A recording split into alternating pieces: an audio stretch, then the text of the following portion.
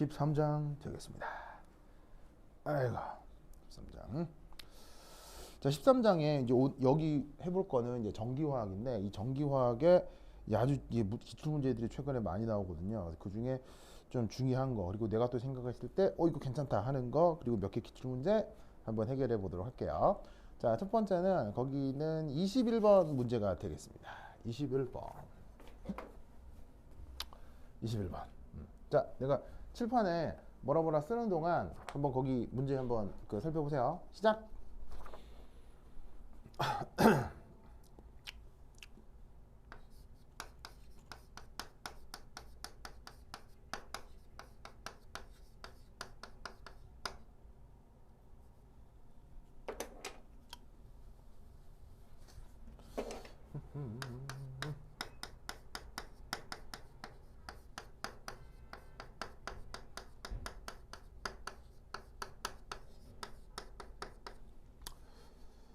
좋아.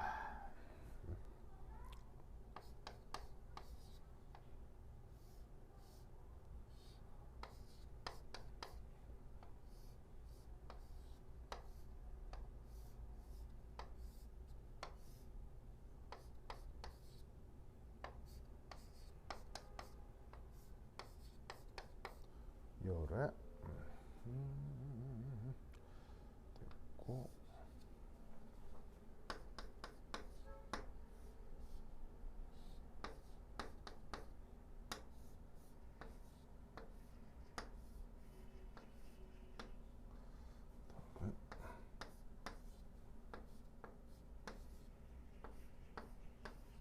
오케이. 자, 봅시다. 하나 둘 셋, 하나 둘 셋. 자, 들리죠? 자, 우선 여기에 문제에 이제 뭐가 나와 있냐면 사실은 중고등학교 과정에서 직접 보기는 좀 어려운 바이타민 C 이게 나왔습니다.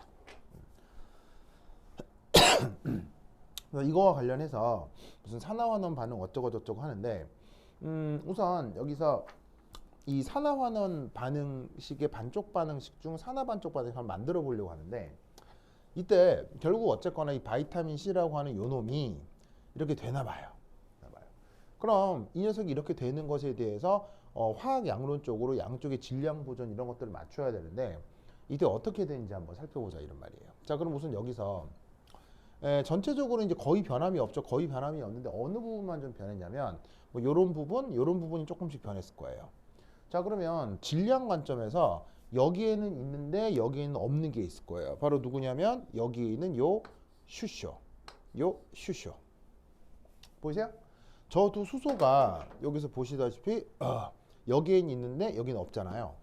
그럼 저 두 수소를 어떻게 해줘야 되겠어요? 왼쪽엔 있지만 오른쪽이 없으니까 여기다가 저 두 수소를 이렇게 더해 주셔야 되겠죠. 그래서 저 없는 수소를 지금 보시다시피 1 플러스 이온가로 이제 해놓고 수소를 지금 저렇게 더해 주신 거예요. 자, 그럼 이제 왜 이게 수소를 이렇게 더해 주었느냐?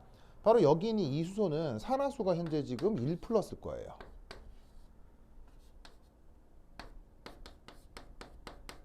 그러니까 수소가 지금 산화수가 1 플러스니까 그 1 플러스 산화수가 왼쪽에는 두 개가 있는데 오른쪽에는 없죠. 그럼 그만큼 산화수가 1 플러스 혹은 이온가가 1 플러스인 수소를 오른쪽에 더해야 양쪽에 질량 규정이 맞겠죠. 자, 그다음 뭐 해야 돼요? 여기다가 이제 짜잔, 전자를 두 개를 이렇게 넣어줘야 되겠습니다. 자, 여기 전자 두 개를 채워주는 이유는 뭘까요? 바로 전하량 보존 때문이겠죠. 자, 이유는 왼쪽은 정기적으로 중성이죠. 그러면 오른쪽도 전기적으로 중성이 돼야 돼요.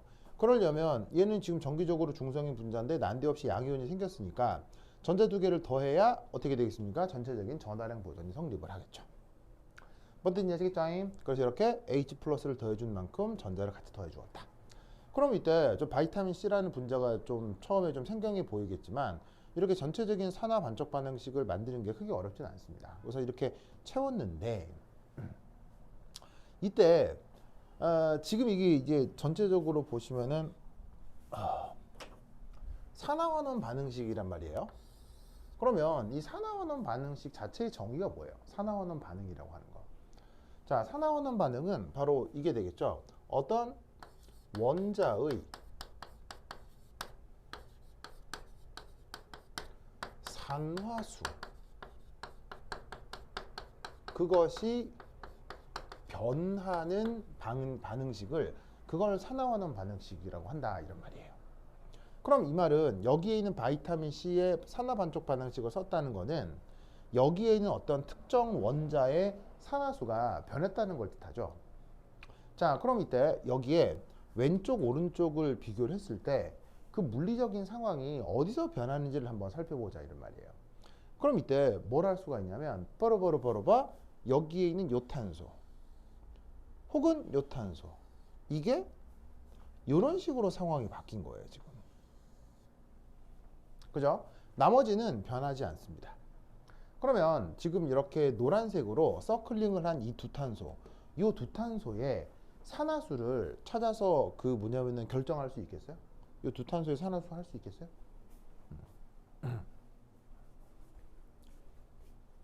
자, 저 두 탄소의 산화수 각각 어떻게 결정됩니까? 자, 내가 쓰기 전에 15초 여유 드리겠습니다. 시작! 저 두 탄소 산화수 변화 어떻게 되는지 살펴봅시다.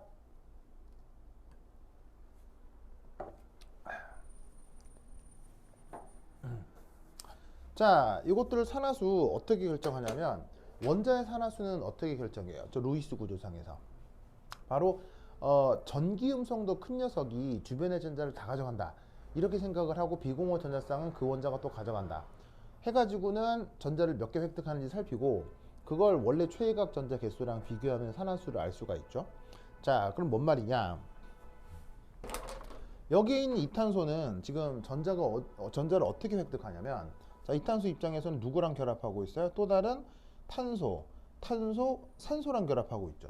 근데 산소가 전기음성도가 크기 때문에 이쪽 결합전자는 이 탄소가 획득을 못해요, 산화수를 따질 때는.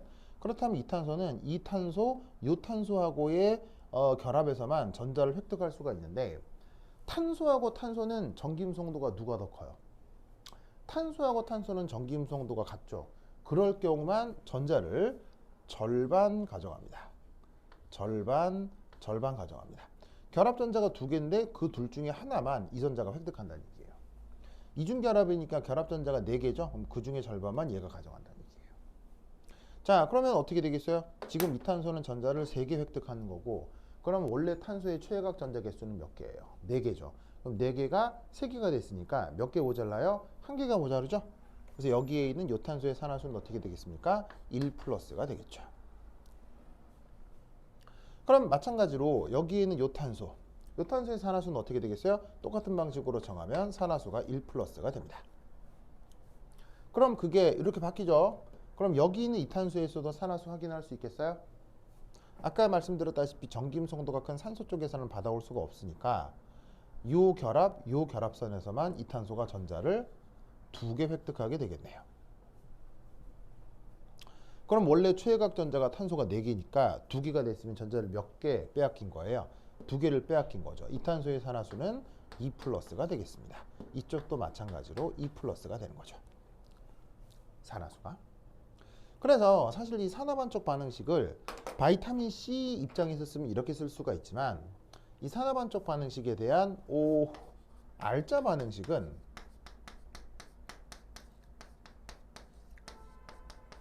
이렇게 표현을 해볼 수가 있어요. 바로 탄소가 1 플러스 산화수에서 탄소가 2 플러스 산화수가 되는 거예요. 보시다시피 1 플러스가 2 플러스가 되는 거예요. 무슨 뜻인지 아시겠죠? 그러면 이게 이렇게 되려면 양쪽의 전하량 보존을 맞추려면 여기다가 전자를 하나를 딱 더해 주시면 되겠죠. 그런데 탄소 1 플러스라고 하는 게 지금 어떻게 되어 있냐면 1개, 2개가 있잖아요. 1개, 2개가 있으니까 여기다가 더블링을 해주시면 되는 거죠.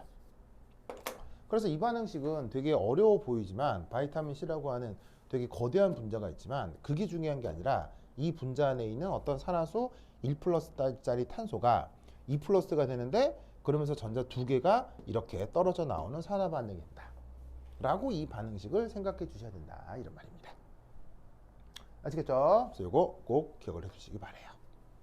자, 그런 다음에 거기 이 문제에는 또 묘한 분자가 하나 그려져 있는데, 그 보시다시피 분자라기보다는 이온이 하나가 있는데, 바로 이제 문제에 뭐가 나와 있냐면 NO2-라고 하는 이온이 나와 있을 거예요. 자, 그래서 이제 두 번째 이 루이스 구조를 한번 그려보죠.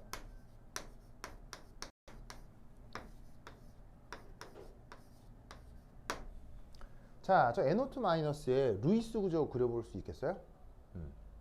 자, 한번 그려볼까요? 시작!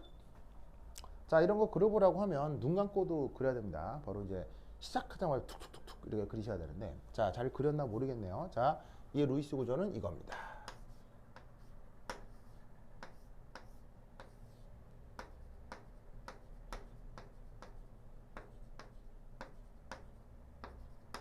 짜잔. 이게 이 녀석의 루이스 구조입니다. 그래서 NO2- 이온은 이런 식으로 표현을 할 수가 있어요. 자, 그럼 이때 여기에서 저 산소, 질소, 산소에 산화수 따져볼 수 있겠어요? 자, 산화수 어떻게 따진다고 했어요? 주변 그 전기음 성도가 큰 게 주변 전자를 다 획득한다. 이런 식으로 이 산화수를 따질 수 있다고 했었죠. 그래서 루이스 구조 그린 다음에 여기서 각각의 산화수를 결정한다라고 치자면,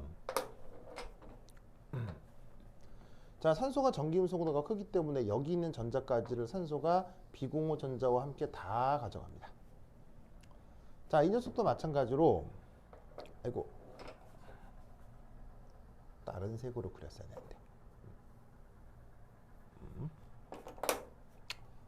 아니지, 알았어. 뭐 파란색만 좋아. 다 가져갑니다.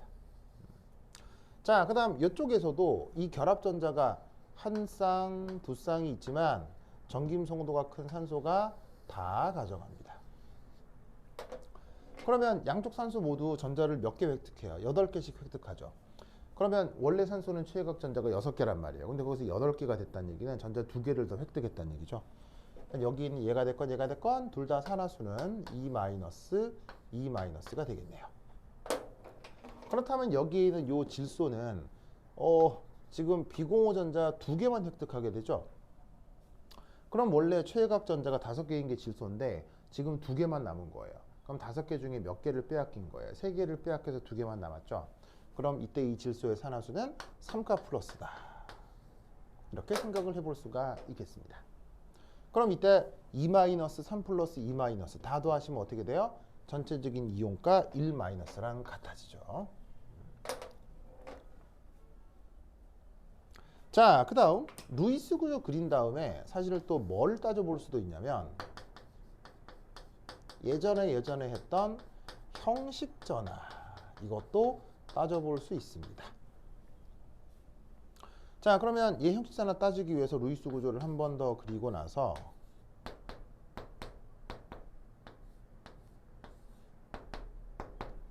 자, 여기에서 형식 전화 어떻게 따지느냐? 형식 전화는 전기임 성도 전혀 고려하지 않고 결합전자의 절반씩 나누어 갖는 걸 뜻하는 거죠. 그러면 여기 결합전자가 한 쌍, 이쪽엔 한 쌍이 있고 이쪽에는 두 쌍이 있단 말이에요.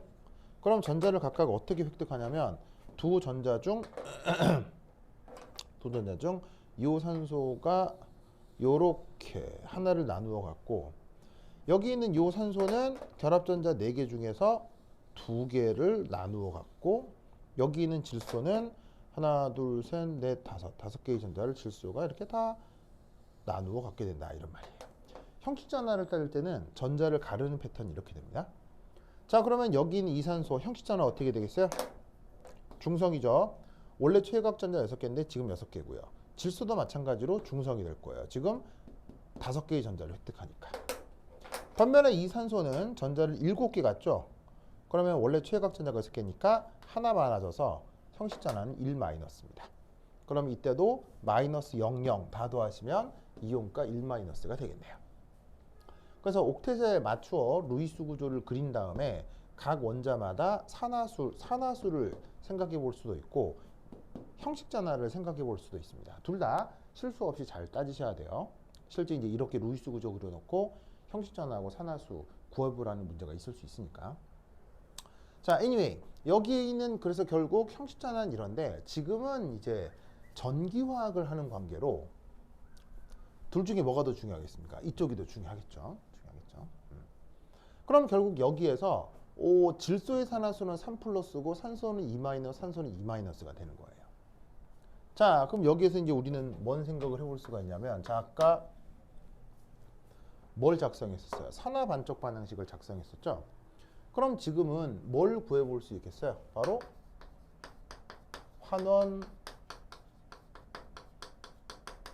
반쪽 반응식을 작성해 볼 수 있게 되는 거예요.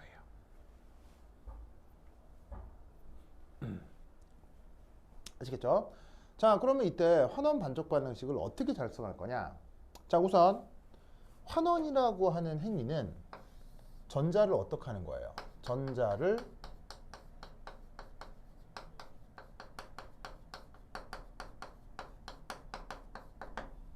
획득하는 행위를 환원이라고 하죠. 그럼 어디서 산화가 됐어요? 전자가 떨어져 나온 산화가 바이타민 C에서 됐다면 전자를 받아들이는 환원은 어디서 돼야 되겠어요? 그 상대 물질인 NO2-에서 돼야 되겠죠. 그럼 여러분 아시다시피 지금 NO2-에서는 산소하고 질소가 있는데 여기 있는 산소 2-고 질소가 3 플러스니까 여기서는 누가 전자를 받아들일 수 있겠습니까? 바로 질소가 전자를 받아들일 수가 있겠죠. 왜? 산소는 2- 상태로 옥텟을 만족하고 있기 때문에 추가적으로 전자를 더 이상 받아들일 수가 없습니다. 그래서 산소 산화수 2-라는 것의 의미는 뭐냐면 더 이상의 환원이 불가능하다는 뜻이에요. 그래서 환원의 대상은 절대로 산소가 될 수가 없다는 얘기죠. 이 경우는 이미 2- 상태로 옥텟을 만족하고 있기 때문에. 그렇다면 누가 환원할 수 있겠어요? 바로 플러스 산화수를 갖는 질소가 환원할 수 있을 겁니다. 자, 그럼 이때 여기에서 질소가 산화수가 지금 얼마죠? 3 플러스죠.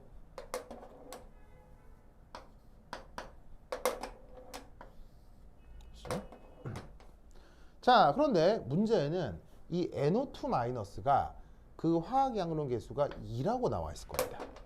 문제를 보시면 2NO2-라고 돼 있을 거예요. 즉, 이 질소 3 플러스 앞에 붙어 있는 화학 양론 계수에는 문제에서 제시가 되었어요. 자, 그러면 환원은 전자를 받아들여야 되는 거죠.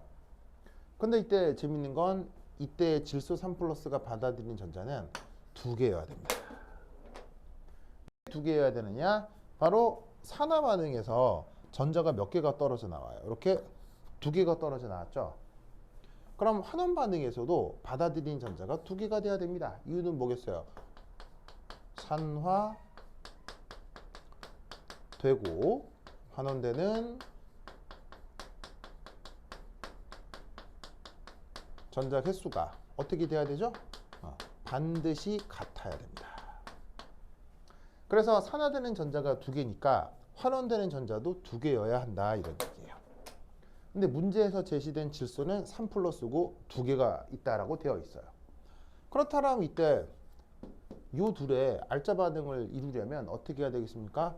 질소 원자가 2개지만 3 플러스가 전자를 받아들이는 거니까 이 질소가 2 플러스 산화수를 가져야 되겠죠. 이걸 문제에서는 뭐라고 했냐면 어떤 물질 바로 X라고 한 겁니다. 문제를 보시면 거기 X라고 칸이 비워져 있는데 그 X 안에 질소 산화수가 2 플러스인 것이 들어간다 이런 얘기예요.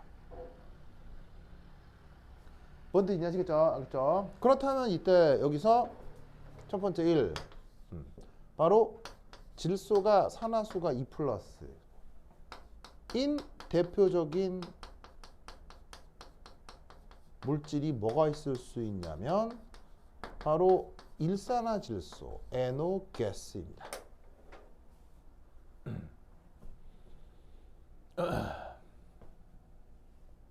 자, 참고로 또 NO 루이스 구조 한번 그려볼까요?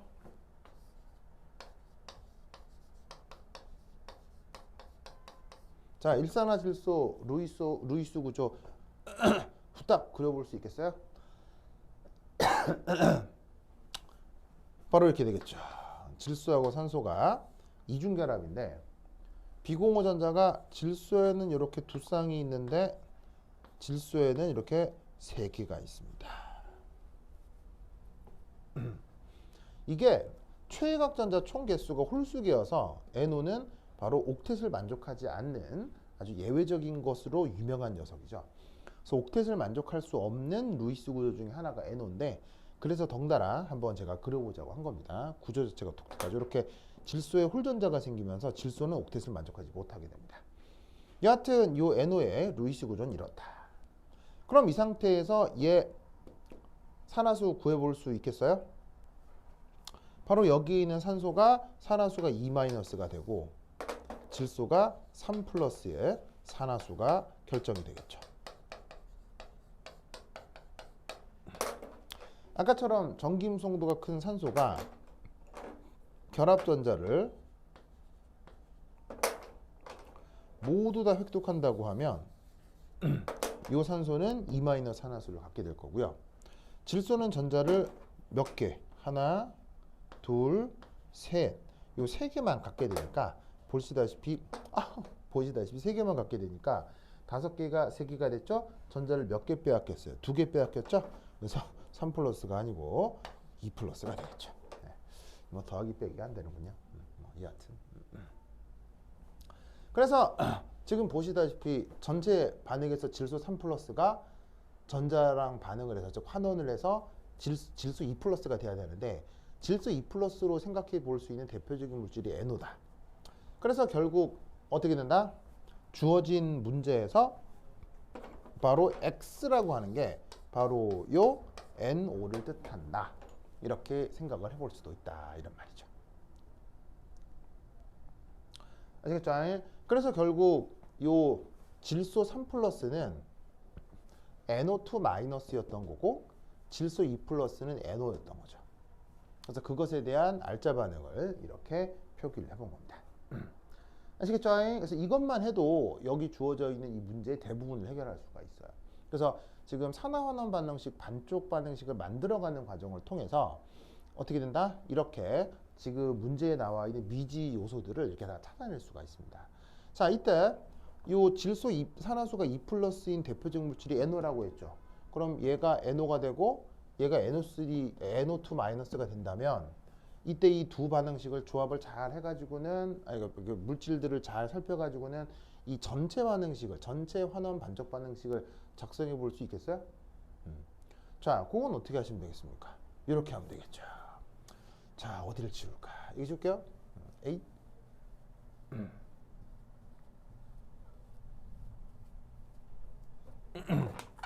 자, 잘 보세요. 질소 3+는 누구? NO2-예요. 걔가 전자 몇 개?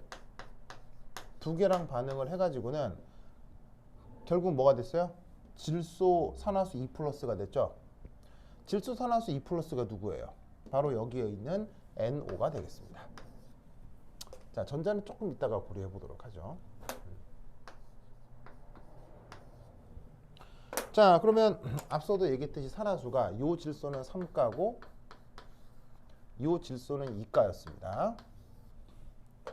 자, 그럼 이 상태에서 얘가 이렇게 된다고 하는 걸 이걸 균형을 맞춰 볼 텐데 여기에는 산소가 몇 개 있어요? 2개가 있지만 여기는 산소가 하나밖에 없죠. 그럼 여기다가 뭘 더해줘야 되겠어요? 바로 H2O를 한 개를 더해 주시면 되겠습니다.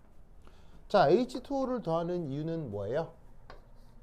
바로 산소 2-의 질량 보존 때문이죠.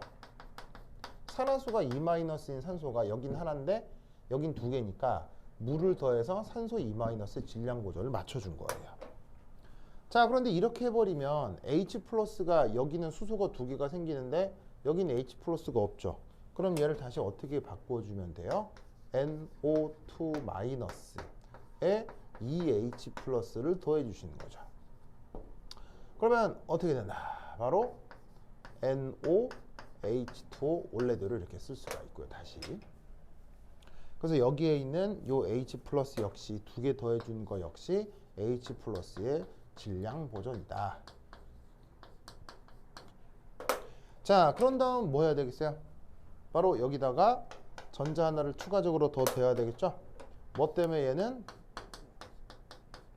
전하량 보존 때문에.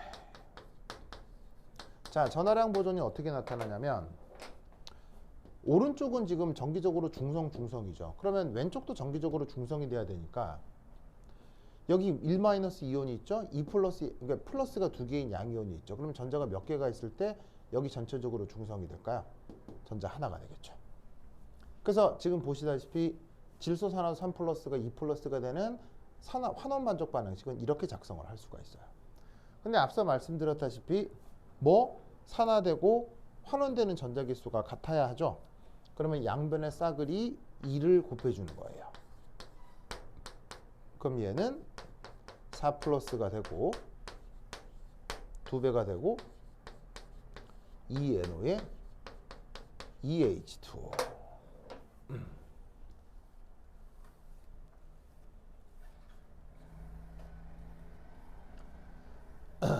이렇게 바뀐다 이런 말이죠.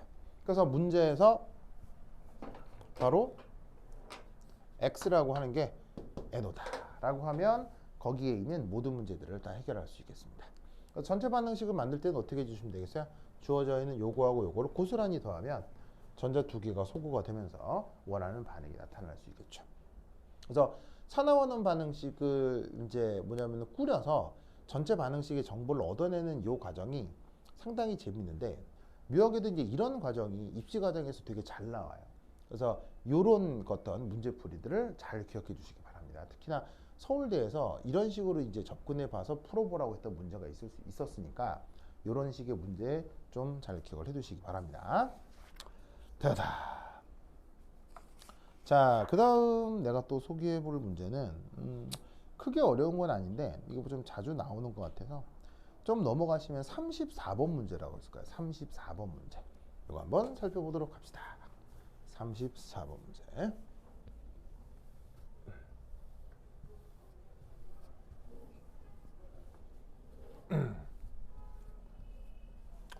오이씨. 좋아.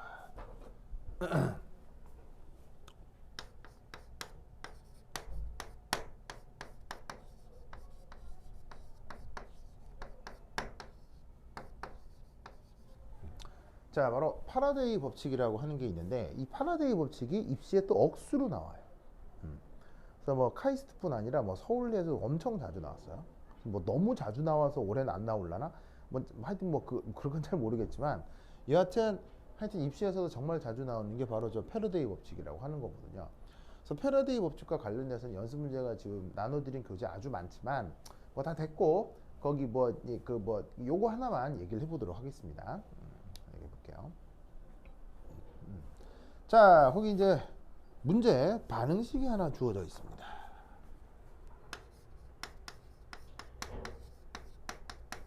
자, 어떤 반응식이 주어져 있냐면 O2 가스가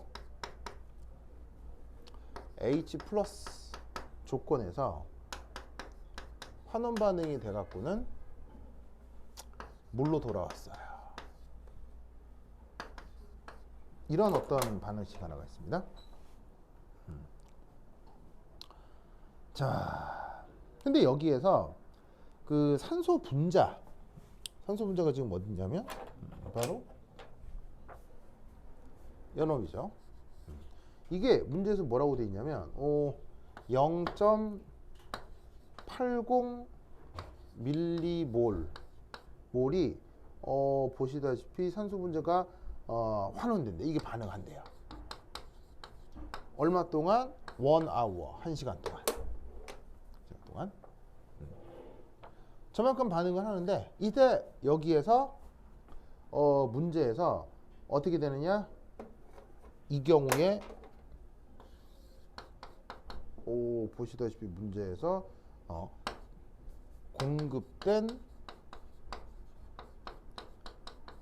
전류는 요걸 묻거든요. 얼마나 이제 전류가 공급되었느냐. 그걸 묻고 있는 문제가 되겠습니다.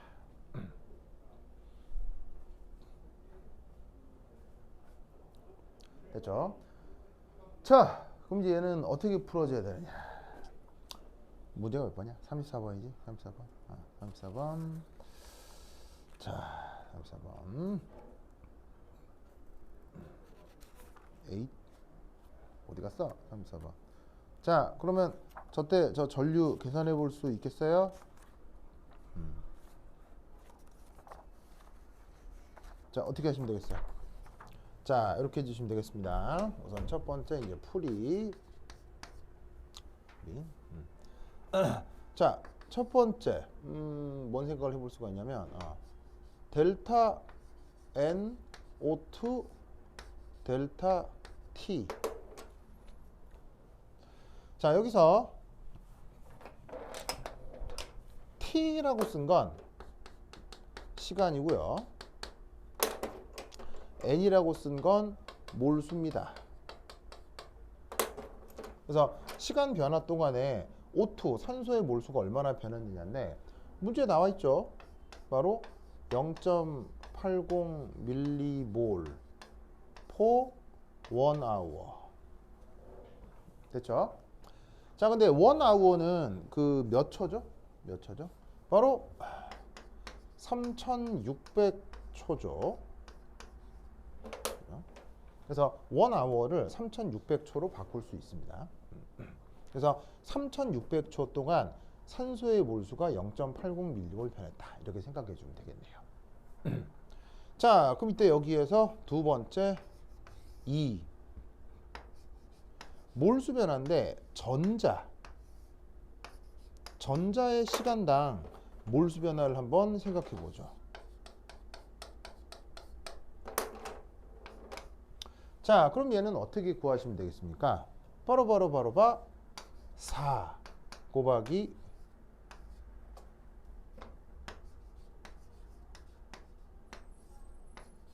이렇게 표현해 주면 되겠죠. 바로 시간당 산소의 몰수 변화에다가 여기에 4배를 해주시면 되겠습니다. 자, 웬 4배? 바로 여기에 4가 곱해져 있으니까. 즉 화학약으로는 개수로부터 산소 분자 하나가 반응할 때 전자가 4개가 반응한다는 걸 알 수 있습니다. 그러면 관여된 전자는 산소 몰수 변화의 4배가 되어야 되겠죠. 그럼 이때 얘를 여기다가 쫙 넣어주시면 4 곱하기 0.80 밀리몰 over 3600초.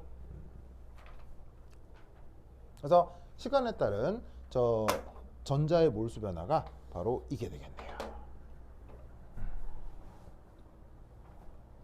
아시겠죠? 자, 그럼 이때 여기에서 세 번째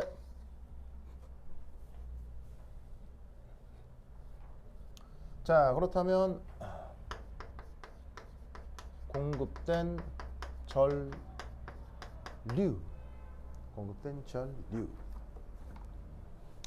자, 이 경우 전류 어떻게 계산하시면 됩니까? 바로 정의 그대로 써주시면 되죠.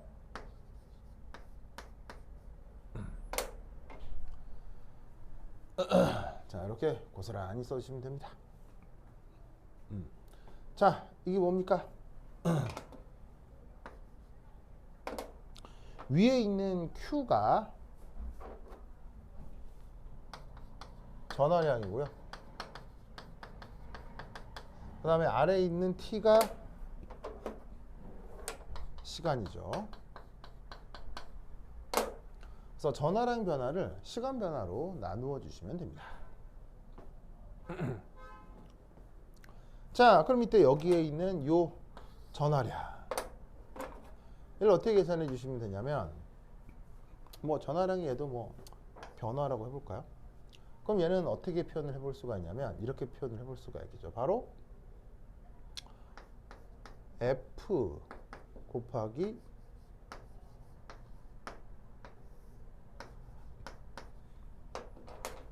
이렇게 표현해 볼 수가 있겠죠. 자, 이게 뭐냐? 여기에 있는 그 뭐냐면 그러니까 이제 전하량을 시간 변화로 나눈 걸 우리가 이제 전류라고 정의를 했죠. 그래서 이제 이게 전류의 정의니까 기억하시고 그래서 뭐 잠깐 하나 생각나는 건 자, 정의죠. 전류의 가장 기본적인 단위가 뭐예요? 바로 1A. 그럼 1A의 정의는 뭐로 나눈 거예요? 바로 전하량의 기본 전하량 1쿨롱, 시간의 기본 1초. 그래서 1초 동안 1쿨롱의 전하량이 흐른 걸 그걸 1A라고 하잖아요.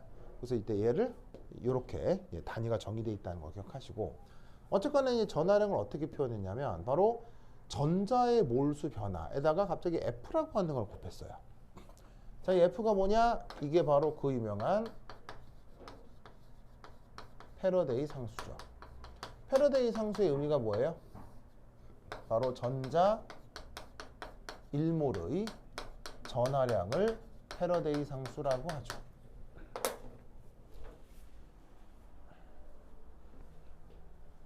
그러면 이때 저 패러데이 상수 값이 얼마냐? 면 그 유명한 상수 96485 쿨롱 퍼 몰. 이게 바로 패러데이 상수죠. 자, 그런데 여기서 5 곱하기 바로 여기에 있는 이 부분이 어디에 있죠? 우리가 앞서 이렇게 구해 놓은 거 아니에요. 예. 그럼 이 자리에다가 얘를 집어넣으면 되겠죠? 그대로 고스란히 넣으면 4 곱하기 0.80 밀리몰 나누기 3600초 이렇게 되겠습니다. 자, 그럼 얘는 계산이 어떻게 될 거냐? 보시다시피 여기 몰하고 몰이 약분이 되고 밀리라는 부분이 남습니다. 그리고 여기 보시면은 쿨롱이란 단위가 있고 초란 단위가 있죠. 그럼 여기는 96485 곱하기 4 곱하기 0.80 나누기 3600 하면 뭐 계산기가 있으면 조금 편하긴 하겠습니다만 숫자 86이 나옵니다. 나와 있는 모든 숫자들을 계산하면 이게 되는 거예요. 그리고 단위를 보면 밀리라는 단위가 남고 앞으로 남아 빠져나오고, 남는 단위가 쿨롱세크인데 쿨롱세크의 정의가 뭐라고 그랬어요? 암페어라고 했죠. 이 경우 공급된 전하량은 86mA가 되겠습니다. 그래서 그 패러데이 법칙은 전자기학과 관련된 가장 기본적인 단위 체계를 그 리마인드 시키기 때문에 그 전자기학과 관련된 기초 단위 요거를 꼭 기억을 좀 해두셔야 됩니다. 그래서 그것 때문에 제가 겸사겸사 물었었어요. 요거 꼭 잘 기억해 두시기 바랍니다. 오케이, 됐다. 자, 참고로 원 일렉트론 볼트 얘는 몇 줄이죠? 이걸 왜 묻냐면 서울대 기출로 제가 나온 적이 있기 때문입니다. 나온 적이 있기 때문입니다. 여기 내가 수록해 놨나? 가만히 있어 보자. 수록해 두었을까? 내가 여기 실어 놓지는 않았네. 뭐 다른 문제랑 섞여 있는 바람에 내가 수록해 놓지는 않았는데, 어쨌건 서울대 기출 중에 이런 문제가 있어요. 그냥 원 일렉트론 볼트가 몇 줄이냐, 중간에 새끼 문제가 하나 있는데 이런 거 탁탁 답할 수 있겠어요? 자, 저거 얼마예요? 자, 원 일렉트론 볼트라고 하는 전하량은 바로 뭡니까? 전자 한 개를 1볼트로 가속하는 에너지, 그걸 원 일렉트론 볼트라고 하거든요. 그러면 원 일렉트론 볼트라고 하는 건 바로 이거예요. 1.6 곱하기 10의 마이너스 19승 쿨롱, 이겁니다. 여기에 있는 E라고 하는 거 있잖아요. 그게 요만큼이에요. 이게 전자 한 개 전하량입니다.